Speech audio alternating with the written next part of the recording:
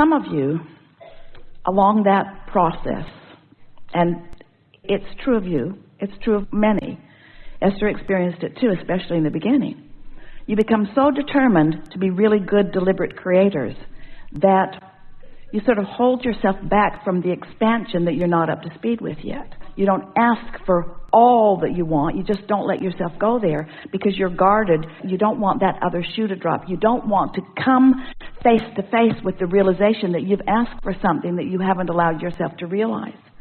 So we began saying to you, you're never going to get it done. You're not ever going to get it done. So let that go. And you can't get it wrong. So be nicer to yourself along the way.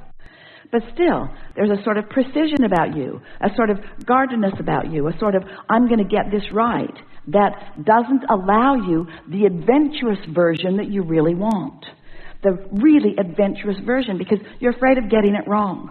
And we want you to understand that you can't get it wrong. It will never be so wrong that you can't pull it back into alignment if you want to. And so when you say to us, and we hear it often from people, my life is going pretty well, we would rather hear you say, I am ravenous about this life. There's so much that I want, and I'm screwing up every time I turn around. There's so much that I want that I'm not allowing myself to have. And that's what you're reaching for. You're reaching for more aliveness. You're reaching for more enthusiasm for life. You want to allow more of the energy to flow, even if it risks you resisting some of the energy that's flowing.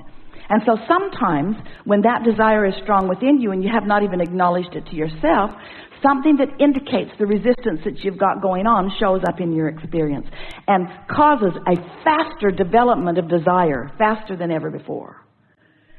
This life is supposed to produce desire even if you haven't yet come to the place that you're allowing yourself to receive it fully. But we began almost every conversation as we start out in a day. You almost always, when we say, are you enjoying your desire?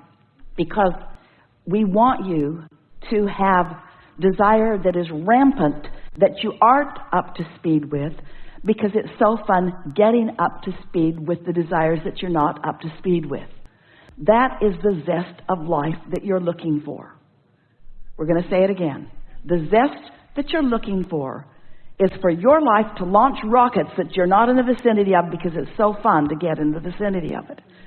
Because everything is relative. It is so fun to move from not being in alignment to in alignment. That's fun. It's like, why do you go on the roller coaster? Why do you go up so you can go down? Why do you do that? Because you like the relational experience. You like the feelings of that. You get a sense of what we're talking about? Yes. So what you bring to this table, and it is a wonderful representation, and a lot of people are feeling it, is don't be afraid to get out there in the dynamics of this vibrational universe and let your desires soar far beyond your ability to own them. Because when you do come into ownership of those, how good it's going to feel. It's sort of like, do you remember those Thanksgivings when you were obligated to go to 3 or 4 different places at once? And by about the second or third Thanksgiving dinner, you wanted to die. Something that ordinarily would feel so wonderful was just not feeling so wonderful to you. You don't want to eat all your meals today. And you don't want to experience all the ideas that will flow to you in your whole lifetime today. You want them to just continue to come. So, yes, you said, I'm going to go put myself into a physical body on the leading edge of thought, and I'm going to mix it up enough that I launch plenty of rockets of desires. And in the early days of your life, you launched more rockets that you could ever begin to keep up with. And you did not like that discord, and so you've decided to not do that again. But the thing is, you can't ever do that again because you now know too much. You know about alignment, so you can let your desires soar. You can reach for things that you have not been allowing yourself to reach for. And that's what this tripping up has been about. You've been deliberately holding stuff back, and you cannot do it. When you try to hold something back that's natural, that it flows, it causes a stronger discord, and that's what that's all about. So our encouragement to you is to let yourself desire. So here, if you've got a desire and you are not allowing yourself to let it flow, The discord is uncomfortable, and then you pronounce yourself doing something wrong. So you've been attempting to do something that no one can do. You've been attempting to hold the desires back, which you can't do. We want you to encourage the desires. Does that make sense to you? What do you want? What do you want? What do I want? What do you want? Well, I want to do everything. I want to go out and have everything I want. I want to have more abundance than anyone could ever have. I want to be able to do anything at the top of... I want abundance because, why? It gives you the ability to do and have whatever you want. And what do you want to do? I want to go and travel the world. And what do you want to have? What do I want to have? I want to have joy. That's what it's about. But what do you want to have? You're talking about abundance. You don't buy... I would love to make music. I would love to travel the world. I would love to be... and what's out there in the world that you want to see? People and beautiful things and cultures and... different experiences. Experiences, yes. So that's the first time you've really gone there in a while. Because you're so practical. Because if you let yourself want something that you can't go do right now, it feels like failing. It feels like a pipe dream. And in an action world, we don't want you to go do things that you can't afford to do. But in a vibrational world, you are abundant. You get to think about those things that you want to do. You get to let your juices flow about that. Spend time letting yourself be in the receptive mode of the imagination of that, you see. We're happy to have this conversation because usually a conversation as we're visiting with our physical friends goes something like this. I have desires. I've got lots of desires, and there are things in my way from these. But you've taken it a step further, and a lot of you have. I have lots of desires, and I've got things in my way that keep me from it. And so I hold myself from thinking about desire, because when I turn my attention to my desire, my negative emotion, as I'm aware of the condition of it not having happened yet, flares up, and then I think I'm miscreating. Did you hear that? So now what we're saying to you is, I have desires that my vibration is not allowing me to manifest right now. But I've decided to approach this life unconditionally.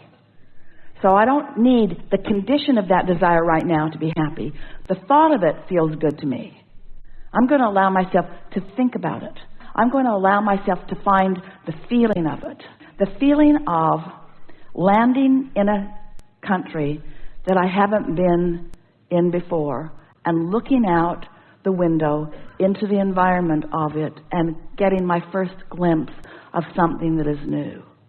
And stepping off the airplane into the weather atmosphere and feeling the atmosphere, the earth atmosphere of this, feeling the temperature, feeling the humidity, smelling the fragrances, being there, getting a glimpse of the people, hearing their sound, feeling them.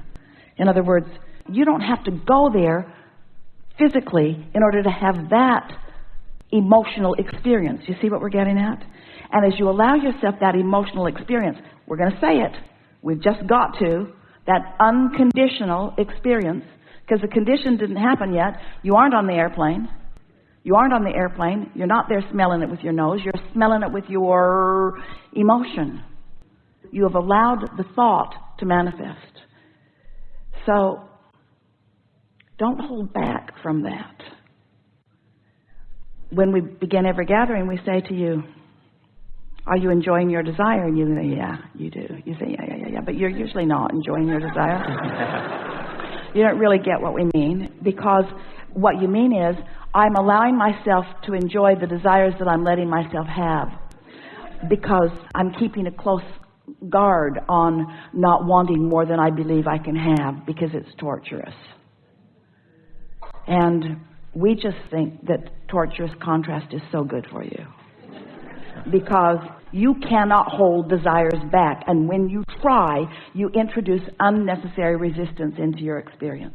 And the reason that you hold your desires back is because you've been using feedback from others who don't believe in the process, who don't understand the process, who don't believe in themselves, and who don't believe in you as your feedback.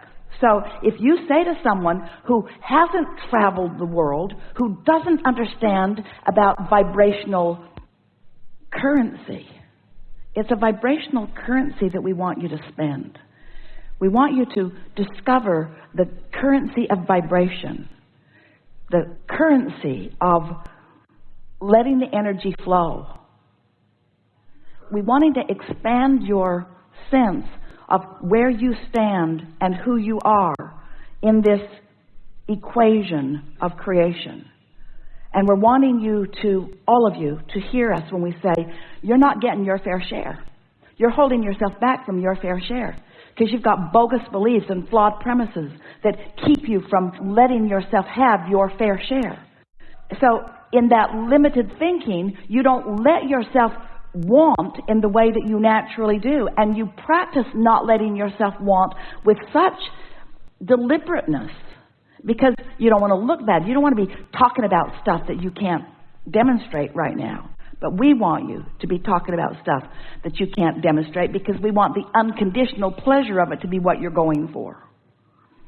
We're out here on the leading edge, friends, way out here on the leading edge. As we visit with you, most people who come to us initially, they just want to figure out how to live a better life. They just want to figure out how to have more money and more friends and have nicer things in their life experience and to fulfill their reason for being. And it's a long list of things that you want. But few of you understand that the key to what you're looking for is a fast-moving vibration that you're up to speed with. That's really what you're looking for. If either of those elements is out of whack, if you don't allow a fast-moving vibration and you're not up to speed with it, you don't feel so good.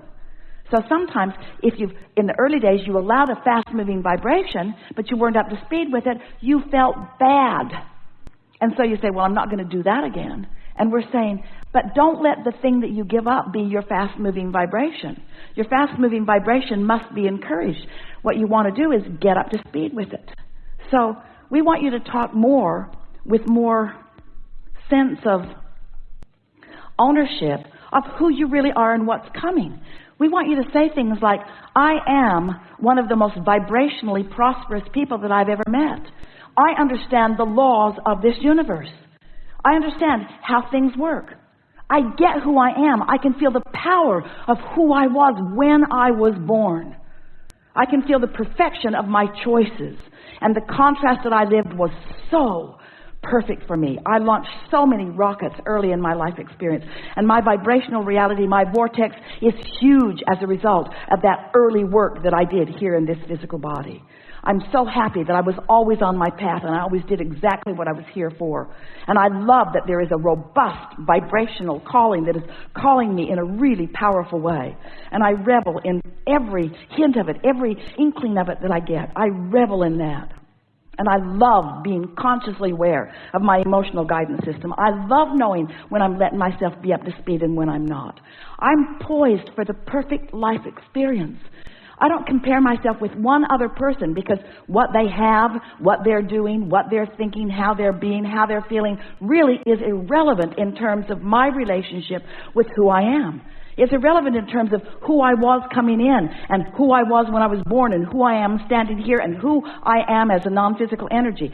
The only thing that is important to me is the relationship between who I really am and who I'm letting myself be. And I love thinking about who I really am. I love thinking about my unlimitedness. I love thinking about my worthiness, my blessedness. I love thinking about the possibilities. I love knowing who I am, and I'm so eager about manifestations of my life showing that to me. Esther found herself in a position where she saw and wanted and could afford a magnificent structure in a place that she had forgotten how much she loved being. And from the moment of finding it until she had ownership of it was a very short period of time because the momentum was moving so fast and she was really on the wavelength of that. So it happened really fast, and now, boom, there she's sitting in this really magnificent place overlooking this really wonderful vista. And as she sat there trying to comprehend the bigness of the manifestation, She understood the perfection of the alignment that she had accomplished. She didn't even know she had accomplished that alignment until the manifestation came into full blossoming view for her.